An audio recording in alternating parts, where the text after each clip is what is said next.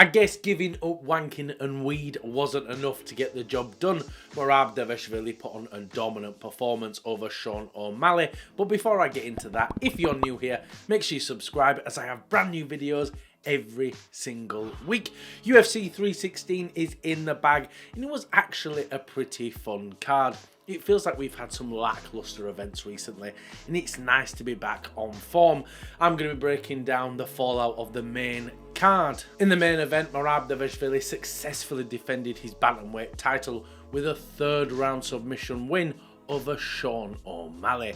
I was taken in by Sean's aura this week. He really did seem like a different guy and he looked incredibly confident and he looked fantastic in the first couple of rounds.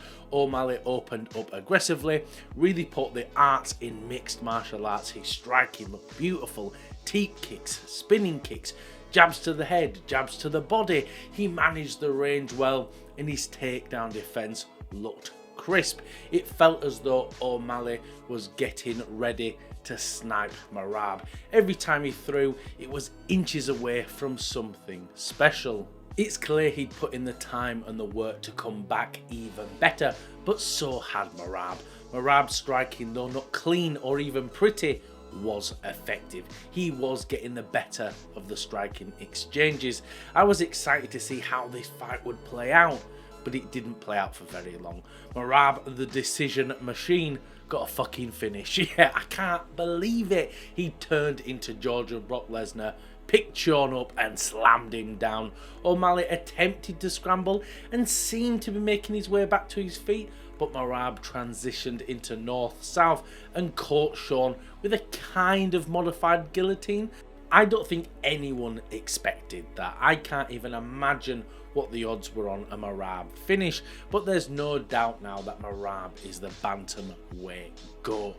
He's relentless and just keeps looking to improve. I was gutted for Sean though, but there's no shame in losing to a machine like Merab Dvalishvili, and I'm interested to see where Sean goes from here. I think we might even see him move up to 145. Now in the co-main event, Kayla Harrison submitted Julianna Pena via Kimura in the second round to become the UFC Women's Bantamweight Champion. Once this fight started, it felt as though we were going to be in for a snooze fest. It started off so slow and so boring, but both of them were just kind of feeling each other out, though Kayla finally closed the distance using an inside trip, taking Pena down with ease. Pena tried to get into full guard, but Kayla postured up and Pena decided to throw a couple of cheeky illegal up kicks. Look, I don't think they should be illegal, but I ain't the fucking commission and those are the rules. You can't do it. The ref jumped in, deducted a point immediately, and after round one, Pena was down 10-8. What a shit way to start the fight for her. Then in the second round, Harrison took Pena down again with ease, passed guard and looked for an arm triangle. Pena defended pretty well by flattening her body towards the fence, but Kayla transitioned beautifully into a Kimura. It was so quick I didn't even see what happened, and Pena tapped with less than 10 seconds left on the clock. Look, I don't think anyone is surprised by this. Kayla is a disciplined fighter with a great physicality, and Pena just isn't technical enough for someone like Kayla Harrison. Up next, Joe Pyfer defeated Kelvin Gastelum by unanimous decision, 29-28, 29-27, 30-27. The judge who gave this fight a 30-27 should never be allowed to judge again, but we'll get into that in a minute. The first round, Kelvin fought like Johnny Walker, getting clubbed round the head and flying all over the shop. I don't know how the fuck Kelvin survived, but he's just so durable and he's tough as nails. I think anyone else would have got finished, but no one has ever managed to get Kelvin out of there. The second round was more close, but close in the sense of no one did anything.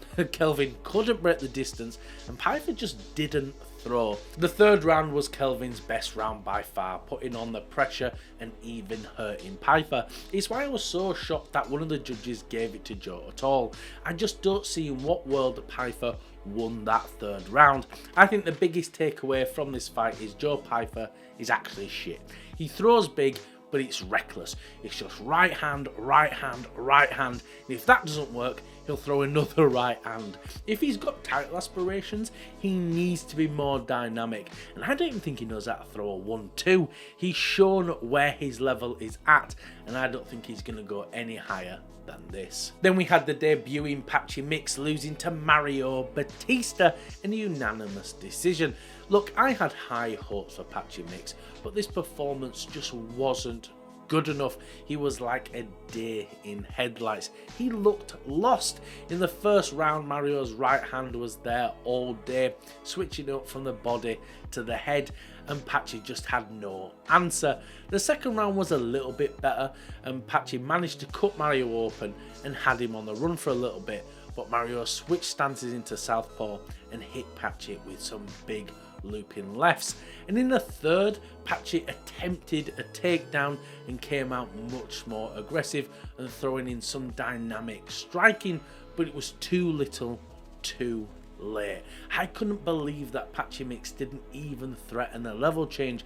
His main tool is his submissions, and yet he was content to make this fight a kickboxing match. It was a heartbreaking performance to see, and Patchy is an MMA legend in his own right, but we've seen it before when people come from other promotions. They sometimes just aren't good enough to fight at this top level. I'm hoping it was just a bad night at the office. Opening up the main card, Kevin Holland defeated Vicente Luque via Darce choke in the second round. Yes, Kevin Holland choked out Vicente Luque. I did not expect that at all. I expected chaos. I expected violence. I expected Kevin Holland to scream nonsense mid-fight and get a big KO. But that wasn't the case. Well, he did scream nonsense, but he always does. But Holland has been showing some real improvement lately. Holland's use of reach, framing and reactive grappling was excellent in this matchup, and he said he's going to make a permanent move to 170 pounds, which I think is 100% the right decision. He seems to make the weight comfortably, and he'll have a huge size advantage over the rest of the division. He certainly won't be champion, but he could make some waves in this division. But overall though, UFC 316 was a fun card with some very surprising finishes. Let me know what you thought of the card below. Thank you everyone for watching. If you can like and subscribe, it really does help the channel out.